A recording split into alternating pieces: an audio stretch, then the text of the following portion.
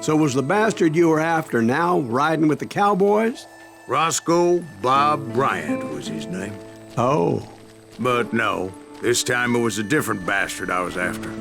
The aforementioned Mr. Ringo. And yes, he was working for old man Clanton. I hate fucking running.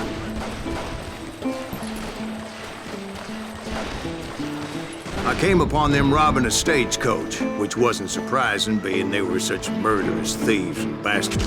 The bandits wore red scarves, so I knew they worked for the old man. Over there! There!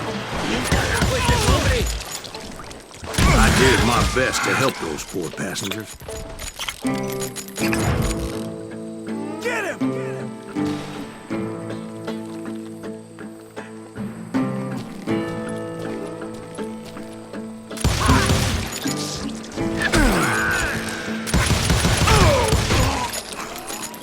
Moments later, the attackers were dead, and I checked the stagecoach to see how many passengers were still breathing. None. It was then I wondered if the rocks weren't hiding more bandits. Was that all of them? Or did I just hit the rear guard? I quickly got my answer. They attacked from on high like Apaches often did. They would appear in great numbers from above and rain down lead on their hapless enemies' heads, making use of the high ground and whatever else they had. Yep, the Apaches always appeared out of nowhere, and there never seemed to be an end to it. Hold on. Were you attacked by Apaches? What happened to the Cowboys? Did I say they were Apaches? I said Clanton's Cowboys attacked me Apache style. I was in a pitched battle, but I was holding my own against an overwhelming enemy force.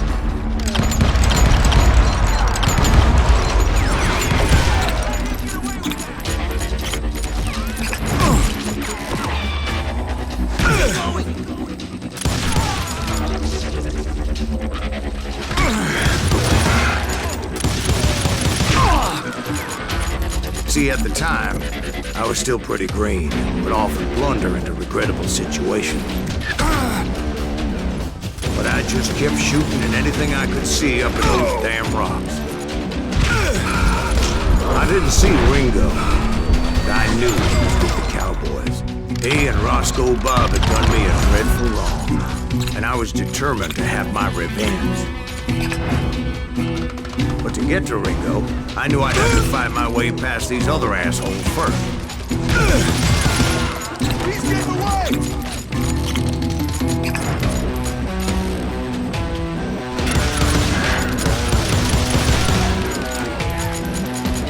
Unfortunately, I was running out of ammo. Another perfect example of my relative inexperience as a hunter of men. I immediately knew that a tactical retreat was called for, as my vengeful fury was much less impressive without the bullets to back it up.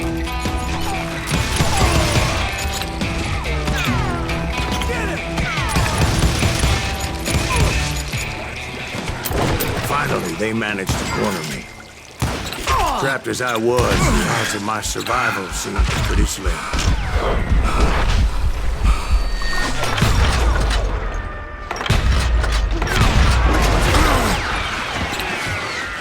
Luckily, serendipity was on my side as I suddenly spotted a way out of my predicament.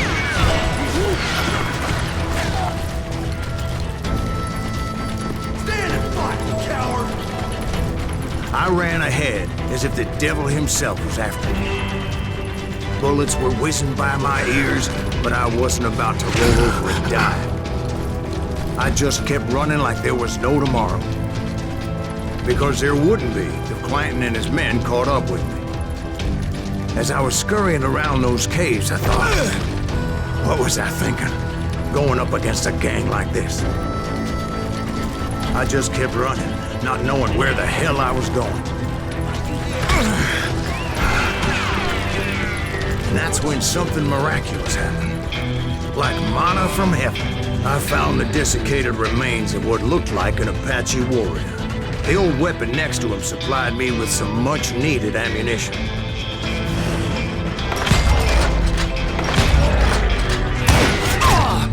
That Masterson once told me it was more important to be lucky than good, and he would know.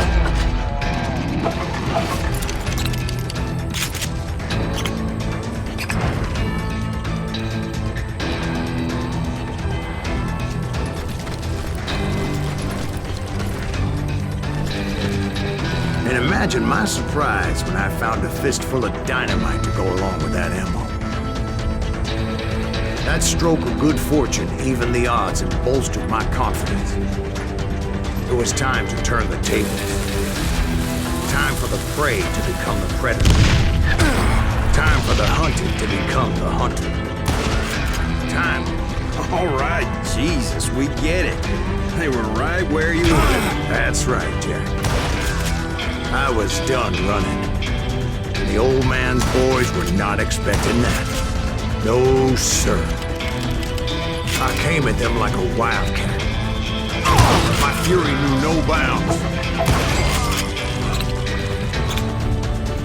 No one will ever find you here!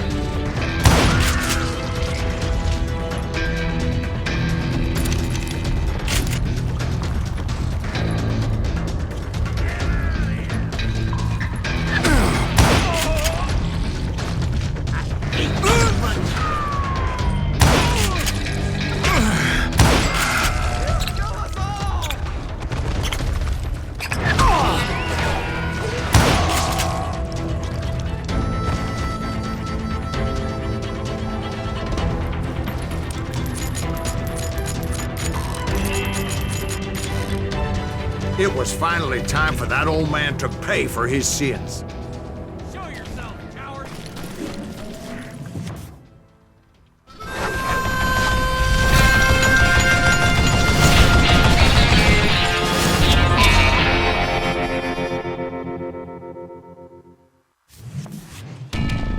I yelled out at the top of my lungs, "Clanton, I'm coming for you!" But I knew I could not let that deter me. Not if I was to find and kill Ringo. I needed to get that old man off that gun.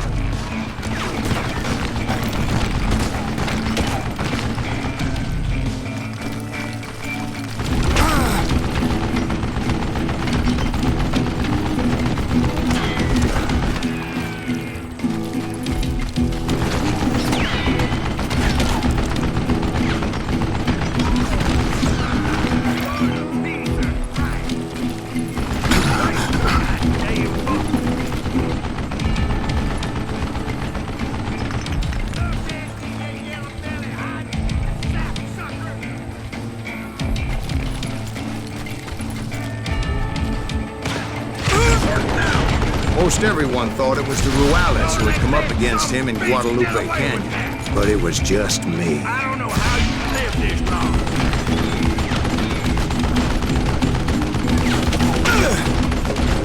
Do I gotta reload again? Show yourself! Where'd you get that?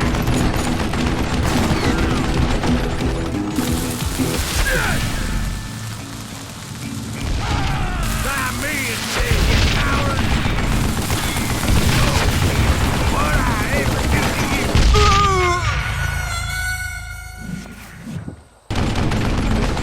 What I ever do to you?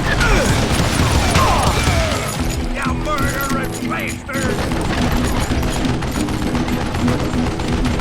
I don't know how you lived this long.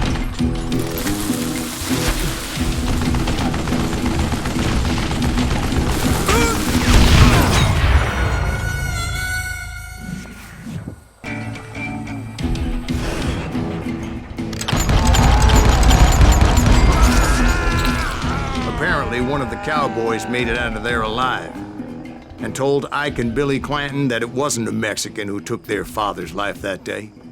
They just assumed it was one of the Earps, and that little misunderstanding eventually led to that legendary gunfight at the OK Corral.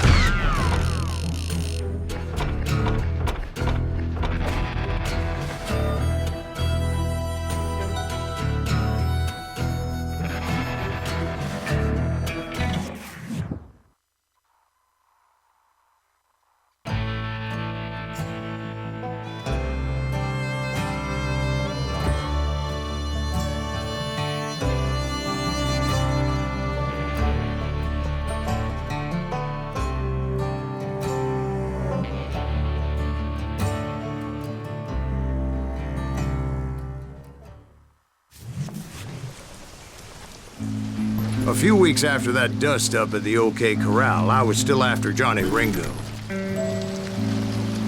I had tracked him and the Cowboys to their hideout at a sawmill, and they were loaded for bear.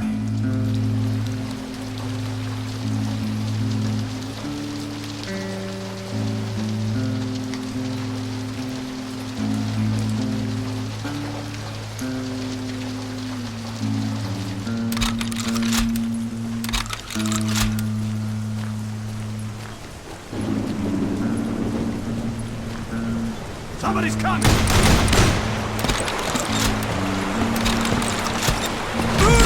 what exactly did Johnny Ringo do to piss you off?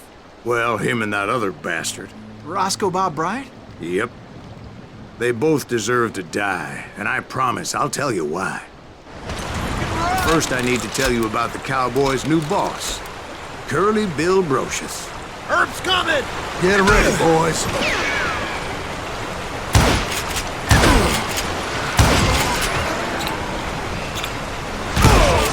Curly Bill took charge of the Cowboys upon the old man's demise, and after that gunfight at the OK Corral, the Clantons wanted revenge. So they murdered Morgan Earp and grievously wounded his older brother, Virgil.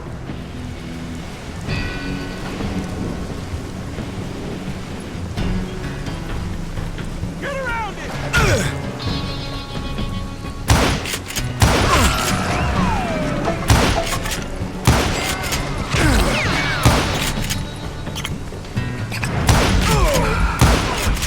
Wyatt and Doc went on what became known as the Vendetta Ride, hunting those outlaws down. So when I showed up, that's who they thought I was.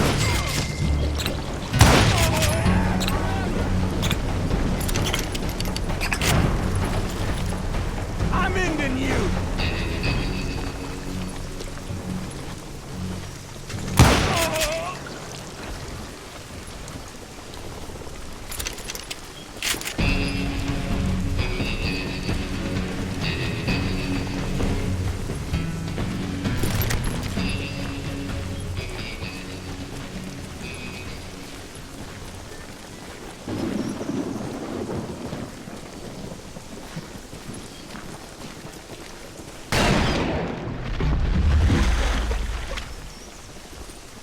There were killers around every corner, all wearing red bandanas.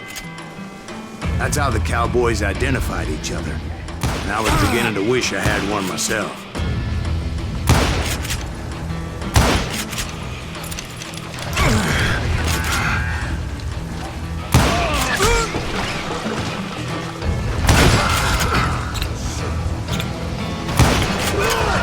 But I wasn't about to let Ringo walk away unscathed. And that's what drove me forward. They say that Ringo was infernally fast. I hardly saw anyone faster, boy. Certainly not Wyatt Earp. That man was all hat and no cap.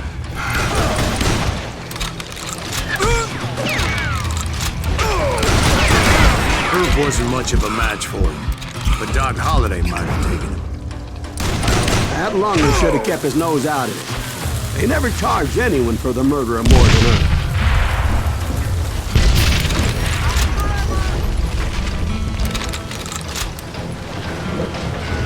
Time to die! But everybody knew that Curly shot him in the back. That was common knowledge. Yeah, maybe so. But Ringo had nothing to do with it. He was just being loyal to a friend. Is that what you call it? Being loyal. Well, to get to that loyal friend, I had to pass by some buzzsaws as big as a man.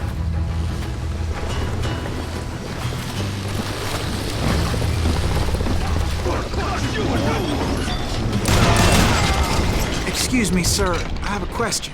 What's that, Dwight? After old man Clanton died, why didn't his son take over the Cowboys? Because Ike Clanton was dumber than a box of rocks and a yellow belly to boot.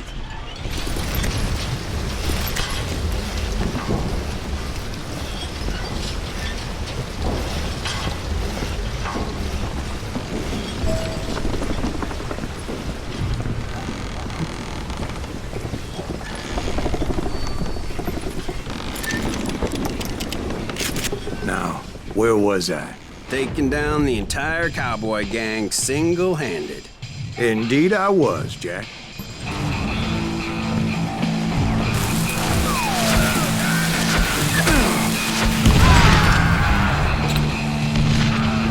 Though it wasn't easy, as those boys had good cover.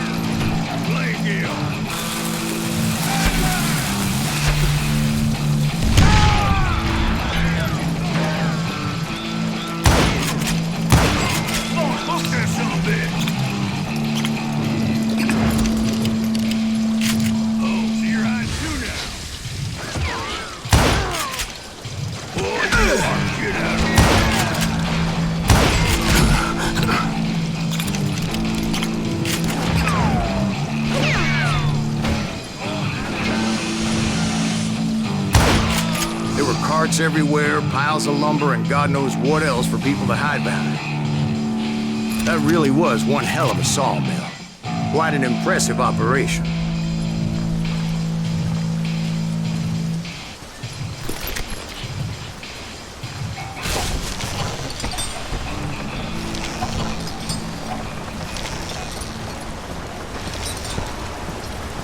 And where was Curly Bill? Did you see him? I'm about to get to that, Ben. Patience. I'm painting a picture here. There was this beautiful waterfall and a crystal clear stream that led to a verdant valley that was truly... Consider your picture painted. What happened next? Well, finally the bastards that were still alive made a last stand.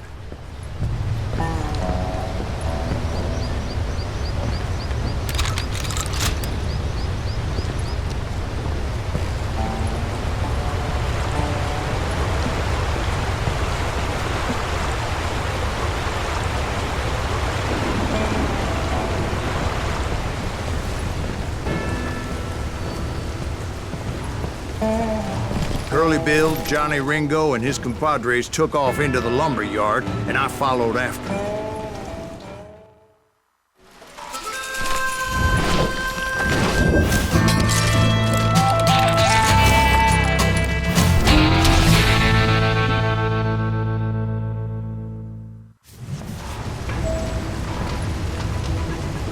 Are you saying they ran? Cowardice was not in Ringo nor Curly Bill's nature.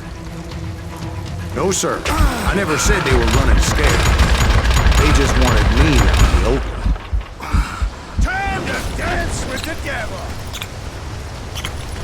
You working for Wyatt Earp? Did that sumbitch Earp send you to kill me? Brocious gave me no choice but to take his life. But Ringo was nowhere to be found. I knew you didn't kill Ringo, because he was found dead in a different location altogether. To this day, his killer is still unknown. Indeed. Took me a few months before I finally tracked his ass to West Turkey Creek Canyon.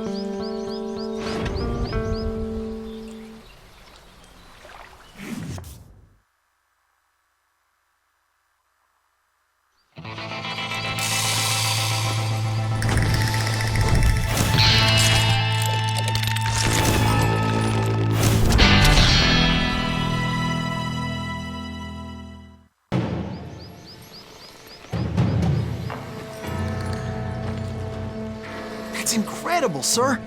I always thought that Doc Holliday was the one that killed him.